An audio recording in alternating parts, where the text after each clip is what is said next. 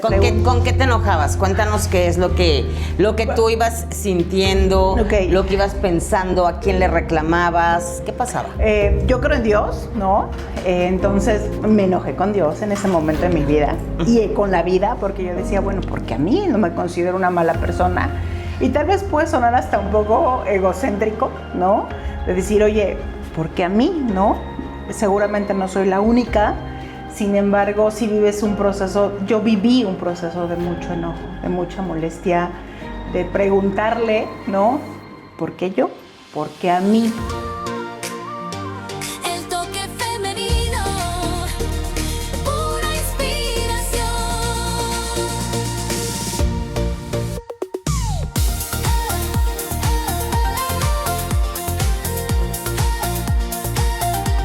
El toque femenino, pura inspiración.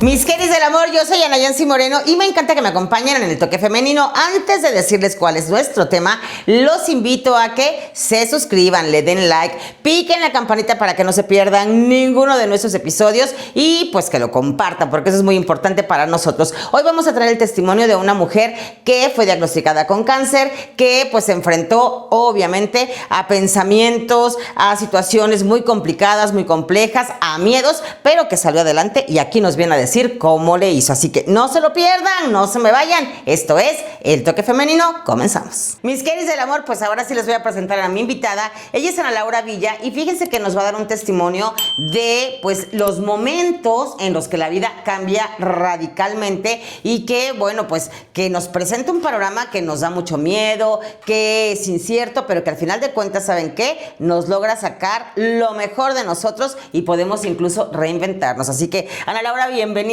Me encanta que estés con nosotros, que tengas la confianza de venirnos a platicar. Gracias. ¿Qué es lo que sucede en ese momento en el que tú recibes un diagnóstico? Cuéntame qué pasó, qué día era y qué diagnóstico recibes. Muy bien, el diagnóstico fue hace 2 años, fue finales de abril, principios de mayo del 2023, donde después de una revisión rutinaria con mi doctora, con mi ginecóloga, pues detectan un pequeño bultito y bueno, eso deriva en ciertos estudios hasta llegar a un diagnóstico de cáncer de seno, ¿no? Ok. Obviamente, pues ese diagnóstico pues trae una serie de emociones muy fuertes en ese momento, ¿no? Donde pues hay incertidumbre, ¿no? No sabes qué viene a futuro. Sin embargo, bueno, pues hay que tomar cartas en el asunto para resolverlo. Claro, ¿no? pero en el momento en el que te dicen a ti que esto está pasando, bueno, supongo que desde que empiezan a hacerse los estudios y te comentan que hay una pequeña protuberancia, una bolita y demás, ya empieza tu mente a ver un montón de panoramas y además de que nuestra mente en general es como experta en irse a escenarios totalmente catastróficos. Entonces, ¿cómo empieza? Platícanos cómo fue tu pensar, qué es lo que iba sucediendo en la mente de Ana Laura. Pues miren, en mi mente la realidad es que en ese momento, aparte de la incertidumbre, uno piensa qué tal si es muy complicado, no sé en qué etapa está. Yo tengo una hija, no tan pequeña, es una niña de 23 años y entonces también piensas en la familia, ¿no? Claro. En el esposo, la hija. Y la verdad es que la principal emoción es la incertidumbre de no saber qué viene, qué tan complicado es, si vas a poder emocionalmente pues, vivir ese proceso, porque implica muchas cosas, ¿no? Y la realidad es que para mí fue complicado, complejo. Hay un proceso donde uno vive la emoción del enojo, te enojas con la vida, te enojas con lo que crees, ¿no? Y la realidad es que poco a poco vas aceptando el proceso, pero no es sencillo. En realidad uno se enoja con muchas cosas, ¿no? Y se pregunta... ¿Con qué te enojabas? Cuéntanos qué es lo que tú ibas sintiendo, lo que ibas pensando, a quién le reclamabas, ¿qué pasaba? Yo creo en Dios, ¿no? Entonces me enojé con Dios en ese momento de mi vida y con la vida, porque yo decía, bueno, porque a mí no me considero una mala persona. Y tal vez puede sonar hasta un poco egocéntrico, ¿no? De decir, oye, porque a mí, ¿no? Seguramente no soy la única. Sin embargo, si vives un proceso, yo viví un proceso de mucho enojo, de mucha molestia, de preguntarle, ¿no? ¿Por qué yo? ¿Por qué a mí? ¿No? ¿Qué pasó en mi vida o qué hice mal? Incluso te lo cuestionas, ¿no? Sí, sí. ¿Qué hice mal para yo tener un diagnóstico de este tipo en mi vida?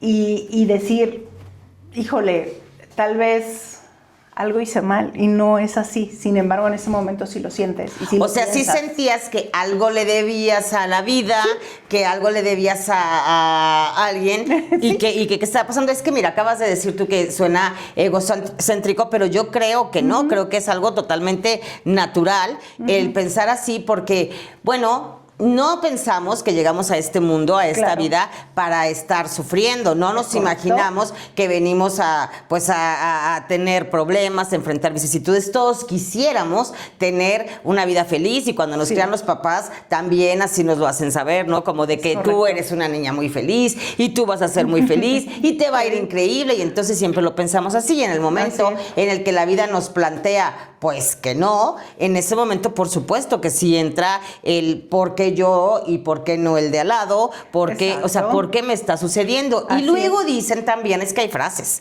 Por ¿no? supuesto. Hay frases que se utilizan y entonces dicen, es que Dios elige a sus mejores guerreros para las batallas más fuertes, pero creo que si nos preguntaran a todos, oye, ¿tú quieres ser una gran guerrera? Pues diríamos no. La verdad por es que supuesto prefiero que no. ahorrármelo, ¿no? Claro. Y entonces cuando te toca a ti, pues ya era ese momento. Entonces, dices que tenías mucho enojo. ¿Cómo se manifestaba ese enojo en tu vida? Pues mira, se manifestaba de muchas maneras o de varias maneras. La realidad es que a veces llegar a casa y ver mi entorno, hasta, va a sonar absurdo, pero hasta un cojín fuera de lugar me ponía de malas, ¿no? O el decir, oye, a ver, no se hizo esto en casa o encargué esto y no sucedió. Y podría ser en casa, podría ser con una amistad, en el trabajo, ¿no? Era molesto, pero porque yo me sentía muy molesta con todo. O sea, podía ser algo sin razón. Pero yo estaba molesta y así iba por la vida, fuera en el trabajo, con la familia, en donde sea, ¿no? Ana Laura, déjame decirte que, bueno, no sé, pero a lo mejor también si haces memoria antes de este diagnóstico, pues también hay días en los que las cosas nos enojan y Claro. nos ahogamos, decía mi abuelita, en un vaso de agua, Sí, ¿no? sí, sí, Sin sí. embargo, acá pues había como que un motivo, pero ¿cómo afectó tus relaciones personales? ¿Cómo afectó tu relación con tu esposo, con tu hija, con la familia? ¿Qué querías tú escuchar? Porque, no sé, habrá personas de la familia que tienden a apapacharte de más. Y entonces uno se siente como que, ¿por qué me estás tratando así? Estás como que despido. Entonces, o sea, hay una serie de emociones que se disparan que a veces creo que la gente incluso que te rodea, pues no sabe bien cómo actuar. Fíjate que yo, efectivamente, no saben bien cómo actuar porque, pues a veces de la nada me podía molestar. También me aislé. La realidad es que me aislé y entonces esas emociones de incertidumbre, de enojo, pues no las expresas de forma directa con la familia o con tu entorno, ¿no? Cualquiera que este sea. Y entonces ese aislamiento también me provocó bueno, es que ahora no quiero salir, es que ahora no quiero convivir con la hija, el esposo, la amiga o incluso en el trabajo, ¿no? O sea, uno al pasar el tiempo te observas distante, ¿no? Yo me observo que fui retraída en ese momento, ¿no? Porque me costaba mucho trabajo compartir mi emoción de ese momento con cualquiera que pudiera ser mi entorno, ¿no? Eso fue lo que considero yo, fue lo que... Como que te cerraste. Me cerré. Pero entonces te dan el diagnóstico. Sí. ¿Qué sigue? O sea, tú seguiste haciendo tu vida normal, trabajando, había quimios. O sea, ¿cuál fue el siguiente paso? Ok, ¿qué siguió? Bueno, después del diagnóstico, lo siguiente fue la operación. ¿Qué operación fue? Cuéntame. Fue una operación de seno, me dieron dos opciones, que fuera parcial la cirugía, es decir, que retiraran lo que estaba mal, o completamente, pues, quitaran el seno completo, ¿no? Me dijeron que cualquiera de las dos opciones era viable, y la verdad es que yo decidí que no fuera una cirugía completa. Conservé el seno de manera parcial, porque yo sí estaba muy consciente que no era algo con lo que yo iba a poder manejar, gestionar completamente, que me retiraran el seno, ¿no? Claro. Esa fue la realidad. Y bueno, después de eso, ¿qué era lo que seguía?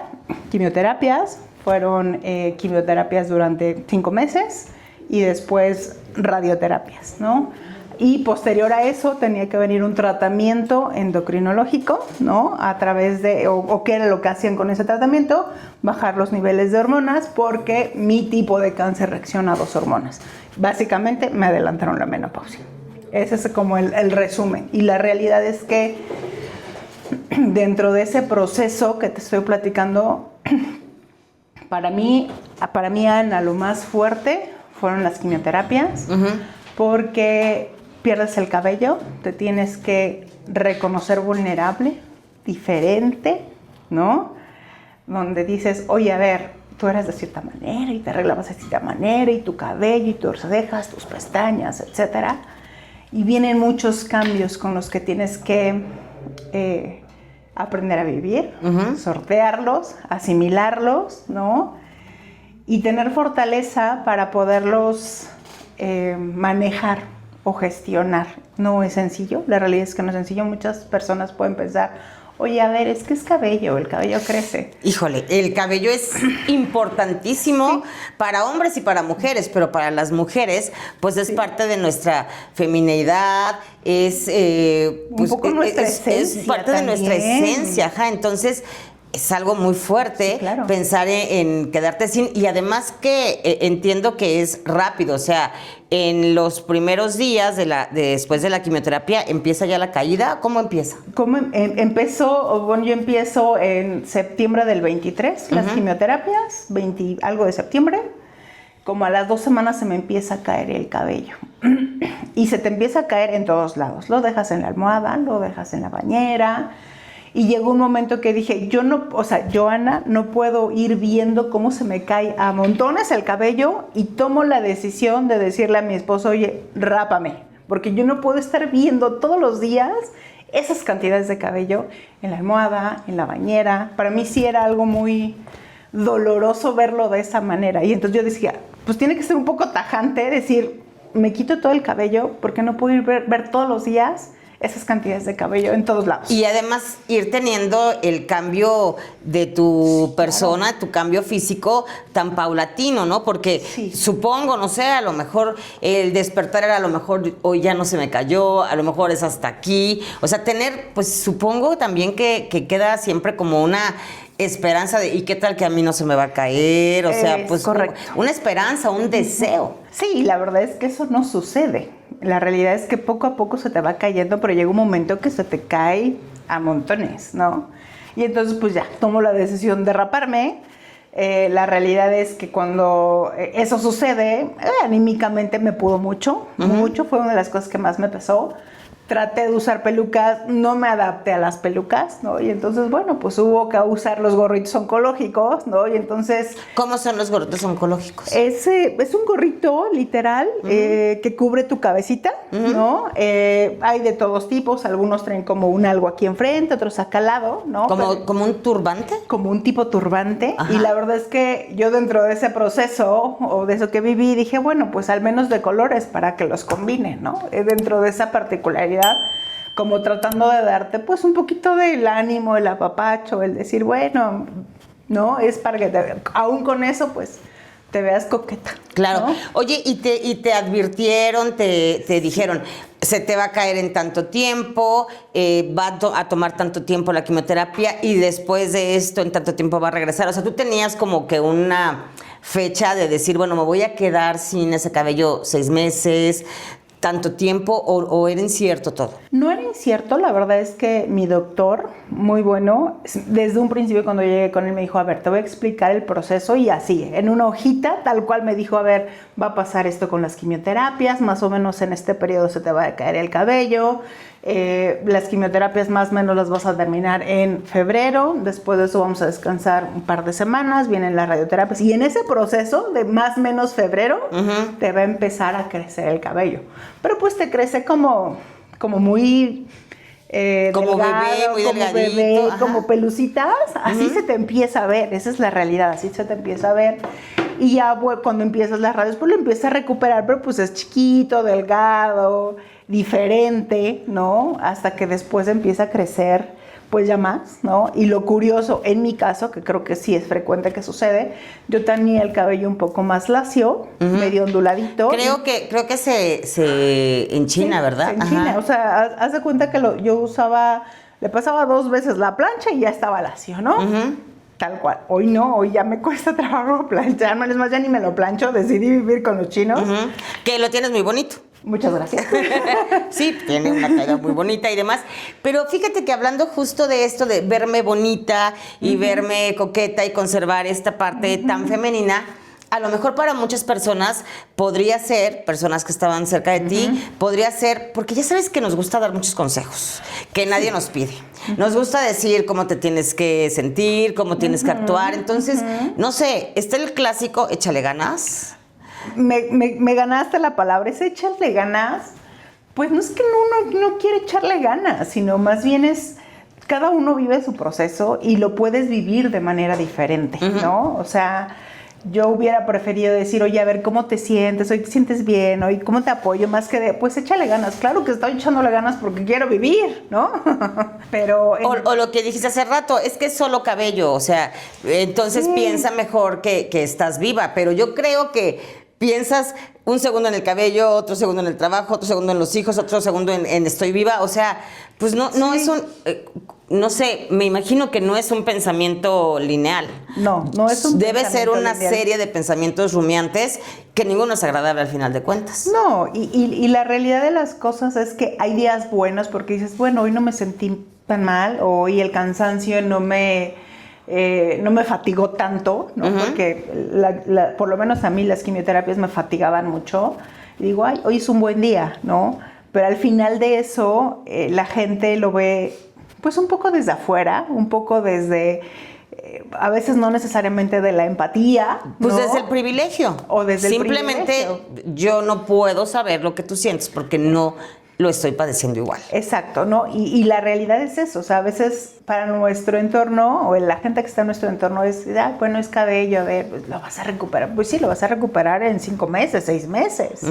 Y en esos 6 meses, pues tienes que irte adaptando a verte en el espejo de manera bien diferente. ¿Tu esposo qué hizo? Porque también hay de todos los Claro. tipos. Hay muchas personas que cuando se enteran que un hijo, que la esposa, que alguien padece o tiene un diagnóstico como el que tuviste tú, pues deciden tirar la toalla y entonces se van, ¿no? Porque Sí. no sienten que no van a poder, pues porque no tienen empatía, por lo que tú quieras, pero no se quedan. En tu caso, ¿cómo fue? La verdad es que en mi caso estuve muy acompañada en ese proceso por mi esposo. De hecho, como te dije, le dije, rápame, y la verdad es que me dijo, rápame tú primero a mí, para que veas que es, y lo vivimos juntos, y la verdad es que ese tiempo que yo estuve sin cabello, él estuvo sin cabello, pues como para apoyarme emocionalmente, ¿no? Y de decir, oye, pues estamos en esto juntos, vamos a salir juntos, y lo vamos a lograr, ¿no? Y la verdad es que eso fue un apoyo muy, muy grande que me ayudó a sobrellevar este proceso, ¿no?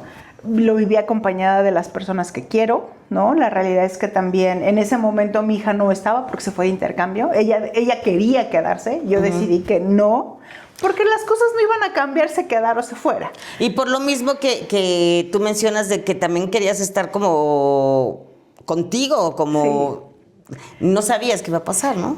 Mira, a veces como mamás, lo que no queremos ver es un poco el sufrimiento de los hijos. Y yo sabía que mi hija, aunque me viera relativamente bien, le iba a doler, le iba a poder verme en esa circunstancia. Entonces dije, pues mira, vete, voy a estar bien, yo mi tratamiento, aquí va a estar mi marido, bueno, tu papá, estuvo mi mamá acompañándome algunos meses y eso ayudó, pero la realidad es que sí he sabido de casos de personas de tu entorno que dicen, yo no puedo con esto y prefiero irme. Claro. ¿No? Y también he sabido yo de casos uno en particular que me llamó la atención porque hubo un diagnóstico y yo veía a la pareja muy junta, muy unida, yo ahí lo veía muy empático y en cuanto ella, bueno, ya está en remisión, en ese momento decide divorciarse. Entonces, digo, uno no vive con las personas y no sabes, pero en algún momento le pregunté y me dijo, es que cuando esto sucede,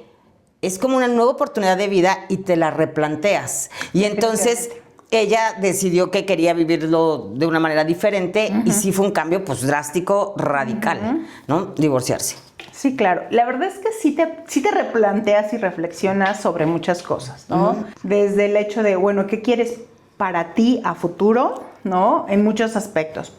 Yo me lo replanteé principalmente en la parte laboral, porque donde yo trabajaba, en el área donde yo trabajaba, pues es un área muy demandante, es como muy operativa o una combinación entre la operación y la estrategia, y entonces todo el tiempo tienes que resolver muchas cosas y estar en la computadora, en el celular, hablando con la gente, bla, bla, bla, ¿no? Entonces esa demanda de tiempo, dejas de hacer cosas para ti. Ok. Ajá. Y entonces dije, bueno, a ver, ¿qué quiero hacia futuro? Y ahí es donde yo dije, bueno, en algún momento de mi vida quiero tener un negocio propio. Tal vez en ese momento no tenía tan claro qué era lo que quería hacer, pero sí quería hacer algo propio, ¿no? Dije, es mi momento de hacer algo diferente. Y entonces, después de terminar ciclos en una empresa, dije, bueno, sí, voy a hacerlo, pero al final no. Vuelvo a entrar a trabajar a empresas o a trabajar para empresa. Y después vuelve a terminar ese ciclo y entonces, y fue poco después de estar como 1 año y medio en remisión todavía, yo todavía sigo en remisión, pero ya tenía como 1 año y dije, bueno, creo que este es el momento de hacer algo para mí, desarrollar una marca de la que yo quiero hacer algo, ¿no? Desde cero, no con la estructura que ya viene, pues, del mundo corporativo. Claro, ¿no? claro. Pues es que emprender implica eso. Sí, claro. Ser valiente y saber que empiezas, pero de menos cero a veces, ¿no? Y con la incertidumbre, decir, oye, ¿y si no funciona? ¿Y si entonces mis ahorros que lo estoy invirtiendo en esta idea, en este proyecto, no funciona, ¿no? Y la verdad es que replantearlo es un reto y entonces decidí enfocarlo como a eso de, oye, a ver, vamos a hacer un lugar donde la mujer se permita apapacharse. Puede ser apapacharse desde, oye, voy y me hago las uñas, o voy y me hago las cejas, o me pongo las pestañas, porque a veces no nos damos ese espacio. Nos volteamos a ver a todo el mundo, sí, menos a uno.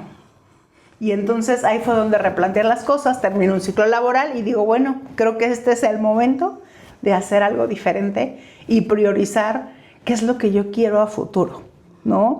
Si quiero seguir trabajando en una empresa o decir, me arriesgo, emprendo con el miedo de lo que implica, porque implica un miedo, pero dices, bueno, vamos a tomar ese miedo y vamos a hacerlo, ¿no?